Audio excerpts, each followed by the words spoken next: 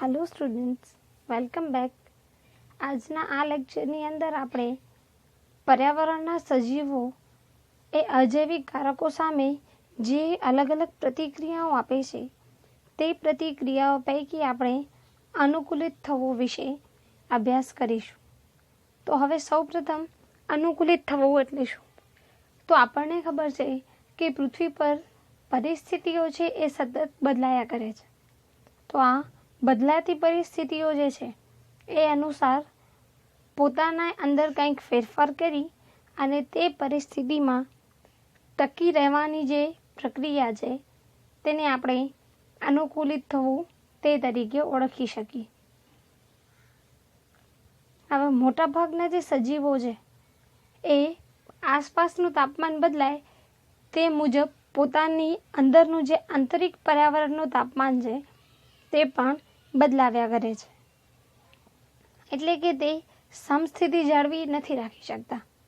ઉદાહરણ તરીકે American bullfrog જે છે, જે મોટા કદના દેડકા આવે છે, એના પછી સાપની વિવિધ પ્રજાતિઓ જેમ કે કોબ્રા, કોન સાપ, આ ઉપરાંત ઘાસની અંદર પણ જે સાપ જોવા મળે છે તે બધા એવા સજીવો છે જે પોતાના શરીરનું જે આંતરિક તાપમાન છે એ આસપાસના પર્યાવરણ મુજબ બદલાવશે, કારણ કે તે પોતાનું તાપમાન એ ચોક્કસ જાળવી નથી રાખી શકતા. હવે આપણે જો જલીય પ્રાણીઓની વાત કરીએ તો જલીય પ્રાણીઓ મેઇન જે પ્રોબ્લેમ હોય છે તે આશ્રુતિ સાંદ્રતા વિશે હોય છે. અને આ તેમનું જે આશ્રુતિ નિયમન છે એ મુખ્યત્વે બે પરિબળ પર આધાર રાખે છે. એક છે આસપાસનું વાતાવરણ અને બીજું છે તેમની આસપાસ જે પાણી રહેલું છે તે પાણીની સાંદ્રતા. હવે જો તેમની આસપાસનું વાતાવરણ બદલાય કે તેમના આસપાસની પાણીની સાંદ્રતા બદલાય તો તે મુજબ તે પોતાના શરીરની અંદર ફેરફાર કરી અને તે પર્યાવરણમાં ટકી રહે છે. હવે આપણે બધાથી પહેલાં અનુવર્તી સજીવો અને નિયામકો આ બંને વિશે જોઈએ. તો અનુવર્તી સજીવો એટલે કે જે પોતાના શરીરની અંદર ચોક્કસ ફેરફાર કરી અને જે તે પર્યાવરણની અંદર ટકી રહે, પરંતુ આ ફેરફારોના લીધે તે ગમે તે પરિસ્થિતિમાં ટકી રહે એવું શક્ય નથી. ઉદાહરણ તરીકે કોઈ પ્રાણી એ પોતાના આંતરિક તાપમાનની અંદર ફેરફાર કરી અને જો એવી રીતે અનુકૂલન સાધે છે કે તે 30 થી 40 ડિગ્રીની વચ્ચે ટકી રહે તો આપણે એવા સજીવોને અનુવર્તી કહીશું. કારણ કે જો તાપમાન 40 ડિગ્રીની ઉપર જશે તો તે સજીવ એ ચોક્કસ કાર્ય નહીં કરી શકે. માટે આપણે આવા સજીવોને અનુવર્તી સજીવો કહીએ છીએ. હવે આપણે નિયામકોની વાત કરીએ તો નિયામકો એ એવા સજીવો છે જે દરેક પરિસ્થિતિમાં પોતાનું અસ્તિત્વ ટકાવી રાખે છે. એટલે આપણે કહી શકીએ કે દરેક અનુવર્તી સજીવ એ નિયામક નથી. અનુવર્તી સજીવો એ અલગ છે અને નિયામકી સજીવો એ અલગ છે. જેમ કે આપણે લાસ્ટ લેક્ચરની અંદર જોયું હતું કે મનુષ્ય પોતાના શરીરનું તાપમાન જે છે એ 37 ડિગ્રી જાળવવા માટે કેટલાક સાધનોનો પણ ઉપયોગ કરે છે, જેમાંથી એક છે એસી.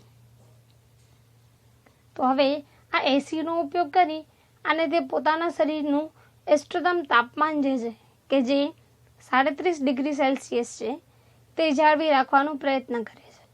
પરંતુ શું દરેક મનુષ્ય એ એસીનો ઉપયોગ કરી શકે છે? કારણ કે એસીનો ઉપયોગ એ ખૂબ ખર્ચાળ છે. આ ઉપરાંત તેનામાં જે ઇલેક્ટ્રિસિટી વપરાય છે, વીજળી બિલ પણ વધારે આવી શકે છે અને આ ખર્ચ જે છે એ દરેક મનુષ્યને પરવડે તેવું જરૂરી નથી. તો હવે અહીંયા શું થશે? દરેક મનુષ્ય જે છે કે જે એસીનો ઉપયોગ નથી કરી શકતા તો તેઓ શું કરે છે? તો જે વધેલું તાપમાન છે એ તાપમાનની અંદર જ પોતાનું કાર્ય કરી શકે છે અને તે પોતાની જે કાર્ય કરવાની મહત્તમ ક્ષમતા છે તેટલું નથી કરી શકતા, પરંતુ તે પોતાની મહત્તમ ક્ષમતાથી થોડુંક નીચે કાર્ય કરે છે. અને આવું કાર્ય જે છે એને આપણે ઉપ અનુકૂલતમ કામગીરી તરીકે ઓળખીએ છીએ. હવે આ આપણે વાત કરી મોટા કદના સજીવોની અંદર. હવે જો આપણે નાના કદના સજીવોની વાત કરીએ તો નાના કદના સજીવો જે છે એની અંદર ઉષ્માનું નિયમન કરવું એ ખૂબ જ અઘરી તેમજ ઉર્જાની દ્રષ્ટિએ ખર્ચાળ પ્રક્રિયા છે. કારણ કે આપણે ઉષ્મા મેળવશું કે ગુમાવશું તેનો મુખ્ય આધાર એ સપાટીય ક્ષેત્રફળ ઉપર રાખેલું છે. એટલે કે તેની સપાટીનું ક્ષેત્રફળ કેટલું છે. જો સપાટીનું ક્ષેત્રફળ વધારે હશે તો ઉષ્મા વધારે વ્યય પામશે અને વાતાવરણમાંથી જો ઉર્જા મેળવવી હોય તો તે પણ વધારે મેળવી શકાય. અને આ ઉપરાંત જો સપાટીય ક્ષેત્રફળ ઓછું છે તો ઉષ્મા પણ ઓછી ગુમાવાશે. હવે આપણે મુખ્યત્વે નાના કદના જે પ્રાણીઓ છે જેમ કે ગુંજન પક્ષી, છછુંદર વગેરેની વાત કરીએ તો તેની કદની સરખામણીમાં તેનું જે સપાટીય ક્ષેત્રફળ છે એ વધારે હોય છે. અને તેનું સપાટીય ક્ષેત્રફળ વધારે છે એટલે આવા સજીવો જે છે એ ઝડપથી ઉષ્મા ગુમાવે છે. અને આ ગુમાવેલી ઉષ્મા પરત મેળવવા માટે તે પોતાના શરીરની અંદર જે લિપિડ રહેલું છે તે લિપિડનું ઓક્સિડેશન કરી અને તેમાંથી ઉષ્મા મેળવે છે. અને આ લિપિડના ઓક્સિડેશન માટે તે વધારાની ઉર્જા ઉપયોગમાં લે છે. એટલે તે પોતાના શરીરની અંદર રહેલી ઉર્જાનો ઉપયોગ કરી લિપિડનું ઓક્સિડેશન કરી અને પોતાના શરીરની ઉષ્મા જાળવી રાખે છે. એટલે આવા સજીવોની અંદર ઉષ્માનું નિયમન એ ઉર્જાની દ્રષ્ટિએ ખર્ચાળ છે. અને તેમની આ પરિસ્થિતિના લીધે જે ધ્રુવ પ્રદેશો છે જ્યાં તાપમાન ખૂબ જ ઓછું રહેલું હોય છે અને ત્યાં ઉષ્માનો વ્યય એ ખૂબ જ ઝડપથી થાય છે. તેથી સામાન્ય રીતે આવા જે ધ્રુવ પ્રદેશો છે અને એવા વિસ્તારો કે જ્યાં તાપમાન ખૂબ જ નીચું રહે છે તે વિસ્તારોની અંદર જે નાના કદના પ્રાણીઓ છે એ ખૂબ જ ઓછા જોવા મળે છે. અને જે મોટા કદના પ્રાણીઓ છે જેમ કે રીંછ, પછી બરફીય દીપડો, તો એવા બધા સજીવો એ વધારે જોવા મળે છે કારણ કે તેમનું કદ મોટું હોય છે. હવે પૃથ્વી પર જ્યારે સજીવની ઉત્પત્તિ થઈ ત્યારથી કરી અને અત્યાર સુધી ઘણા બધા સજીવોએ પોતાનું અસ્તિત્વ જાળવી રાખ્યું છે. અને તે માટે તેણે પોતાનું જે આંતરિક પર્યાવરણ છે એની અંદર ઘણા બધા ફેરફારો કરાવ્યા છે. અને આ દરેક સજીવ એ એવા ફેરફાર કર્યા છે કે જેના લીધે તે ચોક્કસ પરિસ્થિતિની અંદર ટકી રહે. પરંતુ તે પૃથ્વી પર જોવા મળતી દરેક પરિસ્થિતિમાં અથવા દરેકે દરેક નિવાસસ્થાનમાં એ સજીવ ટકી શકે એવું શક્ય નથી. હવે સજીવો દ્વારા જે અજૈવિક પરિબળો સામે પ્રતિક્રિયા આપવામાં આવે છે તે પૈકી ત્રીજી પ્રતિક્રિયા છે સ્થળાંતરણ કરવું. હવે સૌપ્રથમ સ્થળાંતરણ કરવું એટલે શું? સ્થળાંતરણનો ટૂંકમાં મતલબ છે પોતાના સ્થાનની અંદર ફેરફાર કરવો. હવે આ સજીવો સ્થળાંતરણ દ્વારા પ્રતિક્રિયા કઈ રીતે દાખવે છે? તો સૌપ્રથમ જે સજીવ જે વસવાટમાં રહે છે ત્યાં જો તણાવપૂર્ણ પરિસ્થિતિનું નિર્માણ થાય. હવે તણાવપૂર્ણ પરિસ્થિતિ એટલે એવી પરિસ્થિતિ કે જેમાં સજીવ પોતાનું અસ્તિત્વ જાળવી નથી રાખી શકતું. એટલે કે પ્રતિકૂળ પરિસ્થિતિઓ, અનકમ્ફર્ટેબલ સિચ્યુએશન. તો ત્યારે શું થશે? તો આ તણાવપૂર્ણ નિવાસસ્થાનમાંથી તે ચોક્કસ સજીવ એ અનુકૂળ વિસ્તાર તરફ પ્રયાણ કરે છે અને ત્યારબાદ પોતાના નિવાસસ્થાનની અંદર જો પાછી અનુકૂળ પરિસ્થિતિનું નિર્માણ થશે તો તે સજીવ એ પોતાના મૂળ નિવાસસ્થાને પરત ફરે છે. એટલે કે મૂળ નિવાસસ્થાનમાં પ્રતિકૂળ પરિસ્થિતિ તો તે અનુકૂળ પરિસ્થિતિ તરફ સ્થળાંતરણ કરે છે અને ત્યારબાદ પાછા તે પોતાના મૂળ સ્થાને આવી શકે છે. તેને હવે આપણે કહીશું સ્થાનાંતરણ.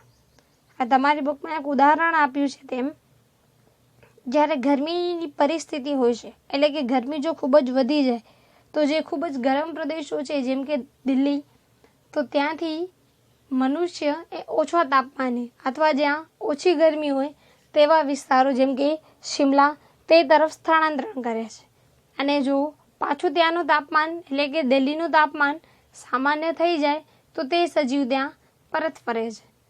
એટલે કે દિલ્હીની અંદર જો તાપમાન વધે છે તો તે તેની પ્રતિકૂળ પરિસ્થિતિ છે, અને શિમલા જેવા વિસ્તારોની અંદર તે મનુષ્ય માટે અનુકૂળ પરિસ્થિતિ છે. એટલે તે દિલ્હી જેવી પ્રતિકૂળ પરિસ્થિતિમાંથી શિમલા જેવી અનુકૂળ પરિસ્થિતિમાં સ્થળાંતરણ કરે છે, અને ત્યારબાદ પાછી દિલ્હીની અંદર જો અનુકૂળ પરિસ્થિતિ સર્જાય છે તો તે દિલ્હી પરત ફરે છે.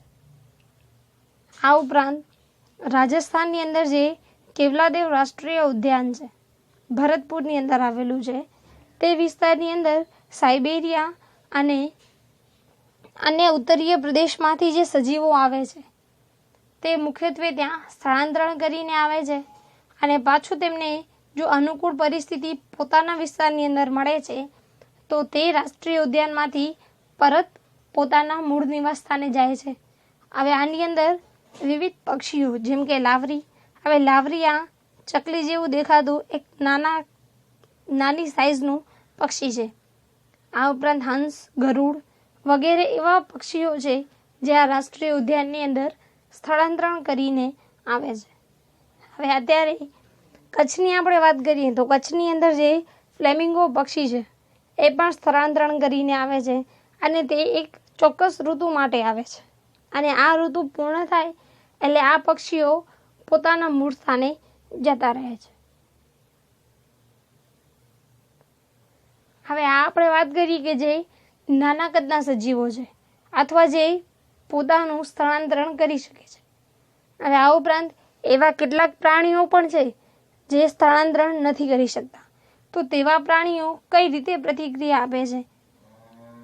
તો અમુક એવા પ્રાણીઓ છે જે શિયાળા દરમિયાન જો તાપમાન નીચું જાય છે તો આ નીચા તાપમાને પોતાના શરીરનું રક્ષણ કરવા માટે, એટલે કે ઠંડીથી રક્ષણ કરવા માટે સુષુપ્ત અવસ્થા ગાળે છે, અને શિયાળામાં જોવા મળતી આ સુષુપ્ત અવસ્થાને આપણે શીત નિંદ્રા તરીકે ઓળખીએ છીએ. જેમ કે રીંછ જેવા પ્રાણીઓ છે એ ખૂબ જ વધારે ઠંડી સહન નથી કરી શકતા, માટે આવા પ્રાણીઓ શિયાળા દરમિયાન સુષુપ્ત અવસ્થા ગાળે છે. હવે આવી જ રીતે ઉનાળાની અંદર આપણે વાત કરીએ તો ઉનાળામાં મુખ્યત્વે બે પરિસ્થિતિઓ જોવા મળે છે. એક છે જળ શુષ્કન, એટલે કે પાણી જે છે એ ધીમે ધીમે સુકાતું જાય છે, અને બીજું છે ગરમીમાં થતો વધારો. તો આ બે પરિસ્થિતિઓનો સામનો કરવા માટે કેટલાક સજીવો એ ઉનાળાની અંદર સુષુપ્ત અવસ્થા ગાળે છે, અને તેને આપણે ગ્રીષ્મ નિંદ્રા તરીકે ઓળખીએ છીએ. જેમ કે ગોકળગાય અને અમુક માછલી જે છે એ ગ્રીષ્મ નિંદ્રા ગાળે છે. આ ઉપરાંત જે નાના કદના સરોવર તથા તળાવ જે છે એની અંદર જે પ્રાણી પ્લવકો જોવા મળે છે. આ પ્રાણી પ્લવકો એટલે કે આ એક પ્રકારના એકકોષીય સજીવો છે જે નિવસન તંત્ર, જલીય નિવસન તંત્રનું જે અંદર આહાર શૃંખલા જોવા મળે છે તેનો પાયો રચે છે. હવે આપણે શીત નિંદ્રા અને ગ્રીષ્મ નિંદ્રાની વાત કરીએ તો શિયાળાની અંદર જે સમસ્યા જોવા મળે છે જેમાં મુખ્યત્વે છે ઠંડી. તે જે પરિસ્થિતિ છે એ પરિસ્થિતિની અંદર ટકી રહેવા માટે જે સુષુપ્ત અવસ્થા હોય છે તેને આપણે શીત નિંદ્રા કહીએ છીએ, અને ગ્રીષ્મ નિંદ્રા એ ઉનાળાની અંદર જે સમસ્યાઓ જોવા મળે છે તેની સામે ટકી રહેવા માટે છે. શીત નિંદ્રા એ મુખ્યત્વે શિયાળા દરમિયાન જોવા મળે છે, અને ગ્રીષ્મ નિંદ્રા એ ઉનાળામાં, અને તે પણ માત્ર ટૂંકા સમયગાળા માટે જ જોવા મળે છે, કારણ કે સજીવો એ ખૂબ જ વધારે તાપમાન સહન નથી કરી શકતા, અને સમગ્ર ઉનાળા દરમિયાન તાપમાન વધારે હોય તેવું જરૂરી નથી. તે ઉનાળાની જે મિડ ઉનાળો આપણે વાત કરીએ, જે મધ્ય ઉનાળો છે તે દરમિયાન જ તાપમાન મુખ્યત્વે વધારે હોય છે, તો તે માત્ર ટૂંકા સમયગાળા માટે જ ગ્રીષ્મ નિદ્રામાં જાય છે. હવે શીત નિદ્રાની વાત કરીએ તો આપણે ઉષ્ણ રુધિર અને શીત રુધિર એટલે કે ગરમ રુધિર અને ઠંડુ રુધિર ધરાવતા પ્રાણીઓ બંનેમાં જોવા મળે છે, અને ગ્રીષ્મ નિદ્રા જે છે એ માત્ર શીત રુધિરવાળા પ્રાણીઓ એટલે કે જેમના રુધિરનું તાપમાન એ નીચું હોય છે તેવા પ્રાણીઓની અંદર જ જોવા મળે છે. હવે આ આપણે વાત કરી 2 પ્રતિક્રિયાઓની, જેમાં એક છે અનુકૂળ થવું અને બીજું છે સ્થળાંતરણ કરવું.